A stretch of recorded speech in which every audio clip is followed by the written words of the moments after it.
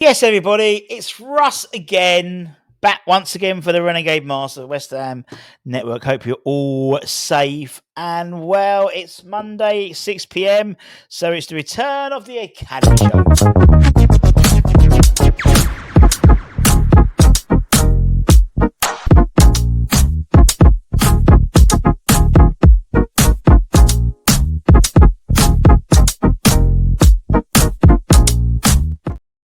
Yes, everybody. So, for anyone new and a lot of new subscribers following the James Tompkins interview we did over the weekend, actually, we'll have another ex-player ex-Hammer interview this week as well. For those who are channel members, you'll know who it is because you get the opportunity to ask a question.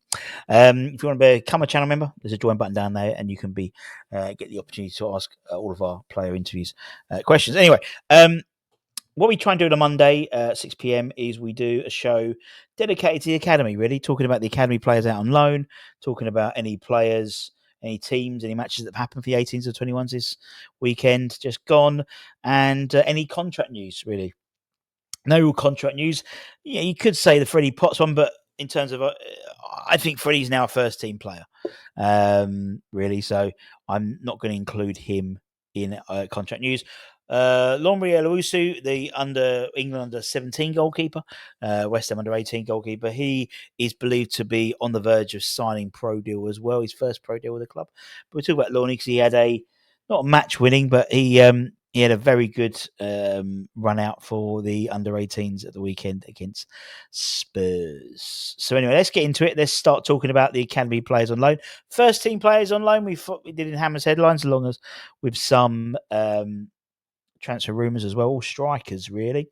Let's talk about old George Earthy, who I think, to be fair, has sort of almost not necessarily forgotten about him, but when we're talking about the players coming through, George is someone we don't tend to include, and actually, yeah, we should do. He's a fucking good player.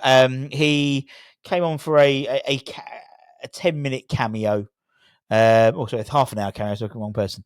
Half a cameo for Bristol City as they lost 1-0 away to Scott Parker's Burnley. Elsewhere, Callum, he played the full 90 minutes for Huddersfield Town as they lost 4-0 away. Heavy league defeat for Huddersfield. What we got here, Gideon.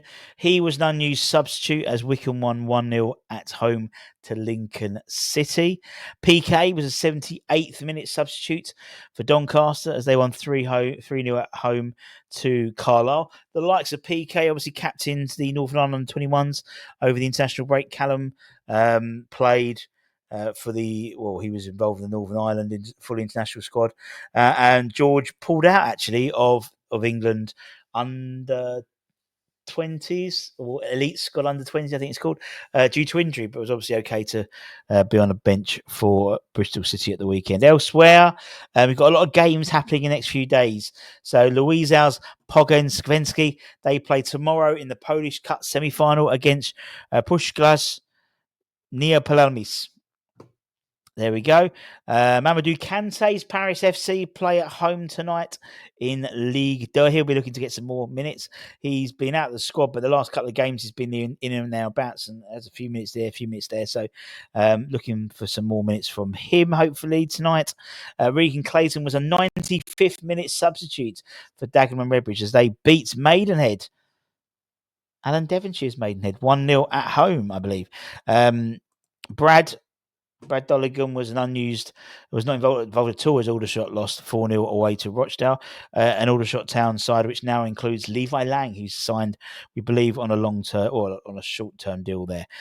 No match day involvement for Julie Robinson for Sutton United. As I said, he's got a similar sort of contract loan deal with Sutton United as Mason Terry has at AFC Hornchurch. So basically as and when required if he needs it. But he was heavily involved in first team training with West Ham this week.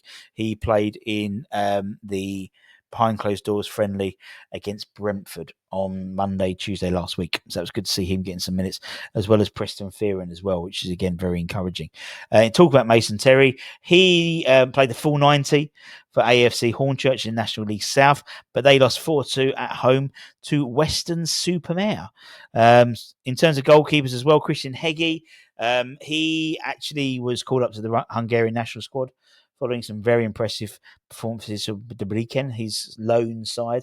He's currently in the Hungarian league. Unfortunately, he pulled out the squad injured and therefore wasn't available for selection. Debrecen won 3-1 away to Kecskemét. There we go. In terms of games over the weekend for the academy teams, the only ones who played the under-18s, no games to the under-21s. We'll talk about the games coming up soon because I think it's important to keep you abreast of what's going on. But the under-18s secured a 2-2 draw. Is it 2-2? It was a draw against Spurs. I think it might be 1-0 actually. As they drew 1-1. A fantastic performance, actually, really, with under-18s winger Riley Hebu scoring his first goal under 18s level. So fucking well done to Riley. And a superb performance from Lawnbury Owusu, as I said. He had a great, I think he kept a clean sheet for the England under 17s during international break and had an exceptional game against Spurs this week. He's a very good player. He's a for under sort of 18 goalkeeper. He's a big lad. It was a very youthful side because a number of players were still sort of returning back from international duty and stuff like that for the lower leagues. As I said, the academy, the West Ham Academy, were third in terms of England representation in academies. I think we had 9 academy players playing for England. I think it was only Arsenal and Chelsea had more than us, which was a fantastic achievement for the likes of Mark Robson, Steve Potts, Mark Phillips, Mark Noble, Larry Coggins, Zavon, all these guys. Fantastic achievement to get that many people into, and if you include Bowen, that's 10 players. It was a great game with Spurs, actually. The closing stages were really sort of end-to-end, both sides pushing for a winner. But to be honest, both defences stood quite firm and, a point each at the final whistle. So a great game and a great return back to the action. Next up for them is a home game on Saturday against Norwich City in midday at Little Heath. Obviously, then we play at the 3 o'clock at home, don't we? The first team. The under-21s, they're actually back in action on Friday as Rush Green as they take on Crystal Palace under-21s. 7 p.m. kickoff. £5 for adults, £1 for children. And if you bring your season ticket, you get him free and you get me on the L1s and 2s. And that's it, my friends. That is the Academy show. Thank you very, very much for your time as per usual. Obviously, we're coming to a point now where there's going to be a lot of games. We're still waiting to hear the final details for the Premier League Under-18 Cup, where we're through to the final against Reading. We believe that's going to be the end of this not quite in April yet, but we believe that will be sometime towards the end of April, potentially at the Majestic Stadium, but I don't know. I'm just speculating. But anyway, take care, everyone. Stay safe, stay warm, stay humble, keep the faith, and I'll see you guys very, very soon. Much love. Take care. Bye-bye, motherfuckers.